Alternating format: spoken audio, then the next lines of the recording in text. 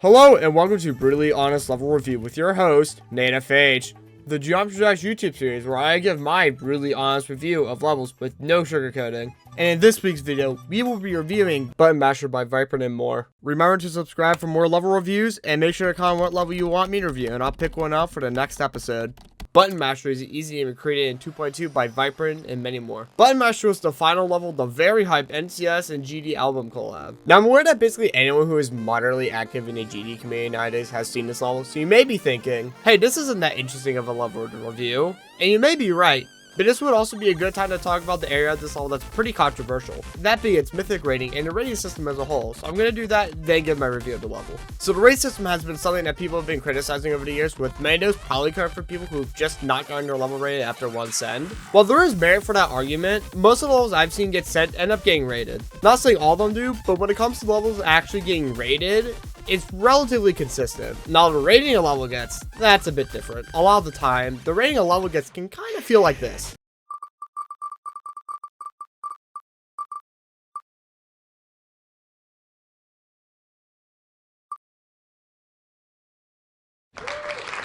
The biggest offender of this has to be feature. The range of quality I've seen in featured levels, even just released in 2.2, is absurd. I've found levels that you could argue are close to legendary worthy, and some that are outright worse than round top levels. Considering at a surface level, these ratings are meant to show how good a level is, then it's pretty unreliable. Famous examples of this are levels like Black Flag, Emerald Realm, and How. Now for the other ratings, it's not as bad. Most epic levels will be rated epic and legendary rated legendary and so on. I've seen levels with more epic sense than feature sense still get featured due to all just being Rob's opinion.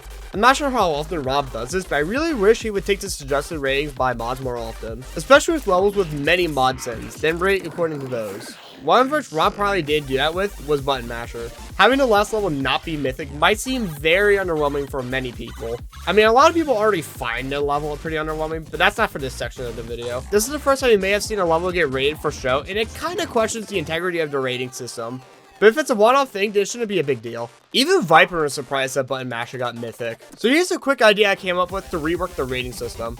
Make it similar to the demon system. What if instead of creator points, it shows the amount of rated levels you have, and the rating a level will get is decided on the community, just like demons. I never see people complain about how the demon difficulty rating works, so this may be a good idea to do with rated levels as well. Maybe have this change apply to levels released after, so earlier levels aren't a mess. This also gets rid of the problem with people abbreviating creator points as well. Even have it display the number of ratings the creator has by clicking on the creator point logo, just like demons. Is this realistic? Not at all, but it's a fun thought experiment. Okay, now for the level review. Button Masher starts off with a low gravity spin conquer, which felt weird to play until I realized that these pillars of arrows are just click indicators. Wow, click indicators really ruin the experience of learning a level, don't they? The first 25% of the gameplay is made by Viprin. This section plays pretty well with little wrong with it gameplay wise. It's my favorite part of the level, and it really helped having the best part of the level gameplay wise be at the start when I had to beat this like 6 times to get a real feel for the gameplay. The next part of the gameplay was made by Grax, which stretches from 25 to 35%, which consists of a ship and a cube. The ship seems way too easy for an easy demon. The ship feels about the same difficulty as a 5-star. Astonishing that this made into the final copy. The cube has a similar issue to where it seems a bit easy for an easy demon, but it's not as bad as the ship part. Viprin is up again with gameplay, and this section of the gameplay goes from 35 to 48%. The difficulty here has definitely gone up. The gameplay is minorly gimmicky, with this section that requires you to hit the right buttons, but it's pretty easy. This even fits well into the theming, which is good to see. The gameplay right after is made by Grax again, which goes from 48 to 72%. Now you might think that Grax made his gameplay too easy again, but nope, it's fine now. At least for the first section. The lava section is more tricky with unlinked dual gameplay, but it's not too crazy as you mostly just hold. I'm not a huge fan of the gameplay right after you exit the arcade machine. Reading it is iffy and just isn't as fun as the part right before, probably due to the environment being prioritized over the raw gameplay. Like, I don't even know where the hitboxes of this arcade game are. Okay, I figured I'd actually react to live what the hitbox of this thing actually looks like. What the fuck?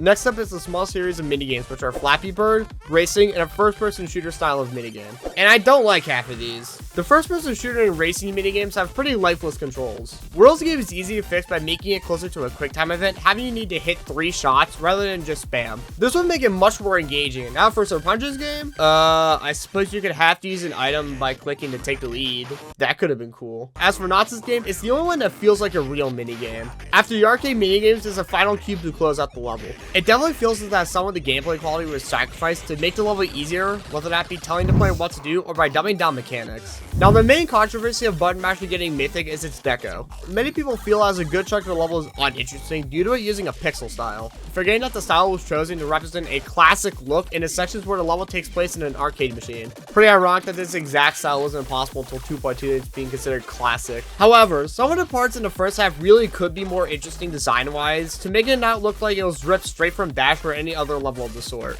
The only parts that are really separate from this are Autonic and Nixie's parts, which really hurts to say because I love retrospective. Now, the other 4 parts of the first half are better with this, with each of them having much more interesting designs, but still conveying the classic theme that the level is going for. 2 parts I'm going to highlight are Audio Visuals part and Grax's part at 50%. Audio Visuals part, while standing out due to how flashy some of the effects are, still gives off the classic look, with it being more like a featured level. I also just quite like the effects on these blocks. However, the camera rotating midway through the part does make it a bit awkward to play. Grax did a great job with this part at 50% with the big waves of lava looking really cool, and the blocks having a lot more thought into them. The glitchy part right after was also made by Grax. The colors on many of these blocks don't clash with each other at all, and ends up looking really messy, but it works really well here. This is a cool way to represent the arcade machine glitching out, like the kill screens in many classic arcade games. After this, you get shot out of the arcade machine into the arcade itself. This environment is really cool and makes for an awesome section in the level. It has most of what you would see in an arcade, such as, well, arcade machines. No way, arcade machines in an arcade? Who would have thought? A bowling alley, ice hockey, and a prize counter. After escaping the hell that is arcade machines, you get thrown into more of them. Each of the minigames look great, with Knots and Worlds looking like the respective event levels, and Sir Punch with his racing minigame. The biggest issue with these is the audio mixing in Worlds part. I'm sure I'm one of the only 5 people who notice this, but the sound effects are way too loud, to a point where they drown out the music. It would be like if I forgot to lower the volume on my music in the background. The end screen of Button Masher is great. I like how there's a little icon each event level circling around the skull in the middle. Overall, Button Masher is a level that many people find disappointing due to the Mythic rating and it not living up to that standard. But as a level, it's a cool way to end out the NCS album. With all being said, I'll be giving Button Masher a 7.25 out of 10. I try not to let this level being the ending of the NCS album affect my rating too much. If this wasn't rated Mythic, they probably would have a much warmer reception.